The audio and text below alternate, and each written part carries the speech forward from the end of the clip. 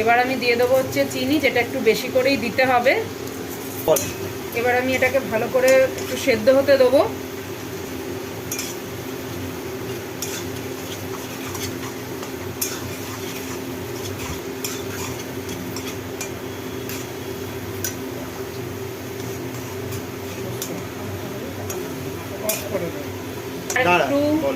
এবার আমি আরেকটু জল দিয়ে দিচ্ছি।